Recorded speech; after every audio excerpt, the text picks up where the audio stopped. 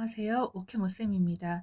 3회에 걸쳐서 여러분들이 가장 궁금해하시는 4가지 파닉스, 영어 말하기 진행 방법, 영문법 정리, 시기, 그리고 오늘은 마지막으로 영어 쓰기 진행 방법에 대해서 알아보겠습니다. 영어 쓰기는 어떻게 해야 되는지 지금까지 어떤 대치동 선생님도, 어떤 아파트 영어 선생님도, 어떤 원장님도 말씀하지 않으신 좀 새로운 아이디어를 드리도록 하겠습니다. 많이 기대하시고 보시기 바랍니다. 네. 자녀의 영어 교육은 영어에서 시작하지 않고 자녀에서 시작한다고 말씀드렸습니다. 자녀의 나이와 학년, 성별을 확인하시고 인지발달 단계를 확인한 후 18년 영어 교육이 시기별로 어떻게 진행되는지 그리고 나이 구간은 어디인지 이해하는 것이 중요하다고 지난 시간에도 말씀드렸습니다. 그러면 오늘은 영어 쓰기는 어떻게 진행하는지 한번 보겠습니다. 영어 쓰기에 대해서 이렇게 설명하는 분은 지금까지 한 번도 본 적이 없습니다. 저처럼 40년 이상 영어 공부를 한 사람만이 깨달을 수 있는 아이디어를 말씀드리겠습니다. 영어 쓰기 이러면 에세이 쓰기를 많이 생각하시는데 한글 에세이 쓰기를 자녀분이 할 수 있는지 한번 생각해 보시기 바랍니다. 한글 에세이도 못 쓰는데 영어로 에세이를 쓸 수 있을까요? 그건 불가능하겠죠. 그래서 영어 쓰기도 한글 쓰기와 같이 가거나 뒤따라갑니다. 한글 쓰기가 이만큼 왔으면 영어 쓰기는 그 뒤따라서 한글 쓰기만큼 따라가게 됩니다. 그러면 영어는 처음부터 에세이 쓰기를 해야 될까요? 아닙니다. 영어 쓰기에 대해서 이렇게 나눈 사람은 아마 제가 최초일 겁니다. 저는 영어 쓰기를 글자 쓰기와 내용 쓰기로 나눴습니다. 글자 쓰기라고 그러면 영어 글자 쓰기는 사실은 혹시 집에 한글 포스터 옆에 알파벳 포스터도 당연히 붙여 놓으셨죠?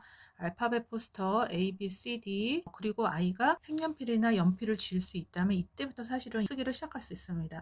알파벳 쓰기 하면 됩니다. 알파벳 쓰기 손으로도 써보고 몸으로도 써보고 대문자, 소문자라는 개념도 알아보고 이렇게 알파벳 쓰기를 해보고 또 그림책과 리더스를 읽으면서 단어 쓰기, 문장 쓰기를 베껴 쓰면 됩니다. 한 그림책을 읽었는데 여기 있는 단어 하나 써보고 또 리더스를 읽었는데 이 리더스의 제목을 문장 쓰기처럼 써보고 이때는 당연히 사선 노트를 사용하는 게 좋습니다.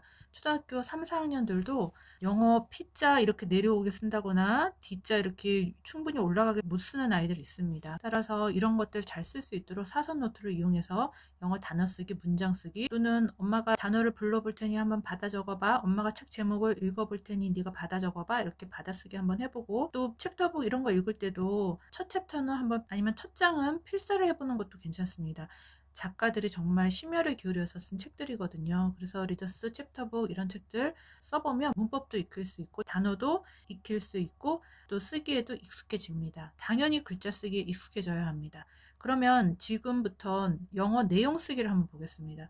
한글 내용 쓰기 한번 생각해 보세요. 우리 아이들 한글 내용 쓰기 무엇부터 시작할까요? 부모님들 아이가 한글로 쓴 문서 제일 먼저 받은 게 무엇이죠? 바로 편지입니다. 유치원 시기에는 아이들이 기억, 니은, 디귿, 리을 쓰기 전부터 이름 쓰기부터 많이 연습하죠. 이름 쓰기 그리고는 편지를 쓰기 시작합니다. 서영아 우리 집에 놀러와 이렇게 친구한테 편지 쓰고 엄마 사랑해 사랑이라는 단어를 아마 가장 많이 쓸 겁니다. 그래서 시옷, 리을을 알기 전부터 사실은 이런 내용 쓰기는 편지 쓰기를 시작을 하죠. 영어로도 Mom, I love you 이렇게 편지 쓰기 할 수 있습니다. 그런데 사랑을 만일에 이렇게 썼다고 살짝 이렇게 고쳐줄 수는 있지만 이거 잘못 썼어라고 지적질을 하지는 않겠죠. 그래서 영어로 유치원 시기에 편지 쓰기 할 때도 지적질은 하지 마시기 바랍니다. 초등학교 들어가서는 사실은 초등학교 1, 2학년 때 가장 많이 하는 게 일기 쓰기와 독서록 쓰기입니다. 그림 일기부터 시작하죠. 독서록 쓰기는 가장 간단하게는 내용 요약하고 느낀 점 쓰는 이러한 독서록도 있지만 사실은 독서록은 여러 가지 형태로 다 쓸 수 있습니다. 내용 바꿔보기, 주인공에게 편지 쓰기, 또 이 책을 친구에게 추천하는 내용 쓰기 이런 식으로 독서록도 여러 가지 내용이 있죠. 그래서 한글로 일기 쓰기와 독서록 쓰기를 잘 익혀 놓으면 그 이후에 영어로도 일기 쓰기, 독서록 쓰기를 잘 할 수 있게 됩니다.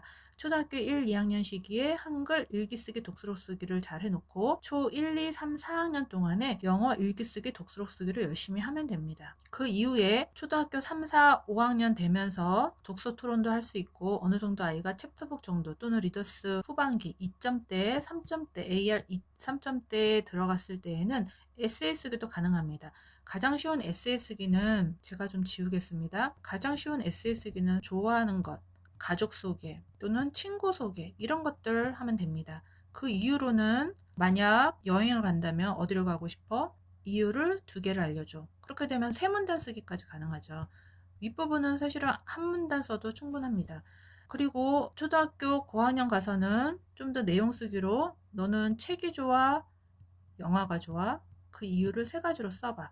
이렇게 할 때는 사실은 세 문단 쓰기부터 다섯 문단, 이유를 세 가지를 들어서 첫 번째 이유, 두 번째 이유, 세 번째 이유에서 길게는 5문단까지 쓸 수 있습니다. 그래서 다시 한번 정리드리면 유치원 때 영어 편지 쓰기, 초등학교 1, 2, 3, 4학년 때 한글로 일기 쓰기, 독서록 쓰기가 탄탄한 상황에서 영어로도 일기 쓰기, 독서록 쓰기, 독서록은 여러 가지 형태로 쓸 수 있다고 했습니다.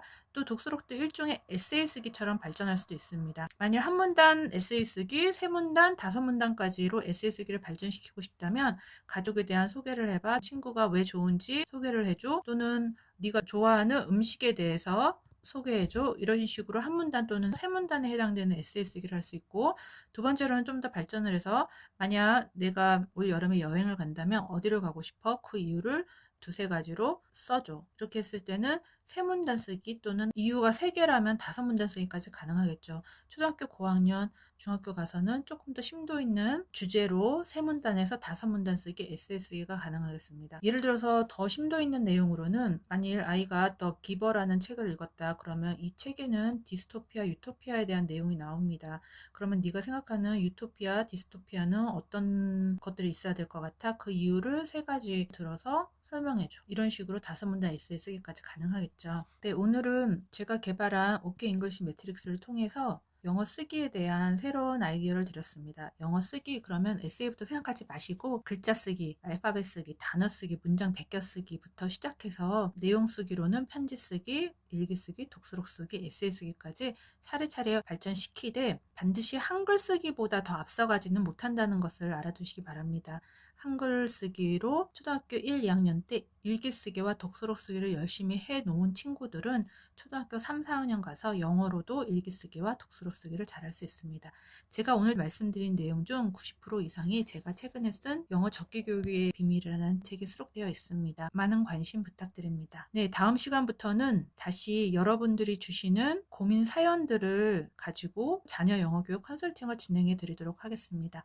다음 시간에도 많이 기대해 주시기 바랍니다. 네, 오늘도 18년 영어 교육 로드맵 오케이 잉글리시 매트릭스, 18년 영어 교육 바이블, 영어 적기 교육의 비밀로 자녀 영어 교육 성공하시기 바랍니다. 감사합니다.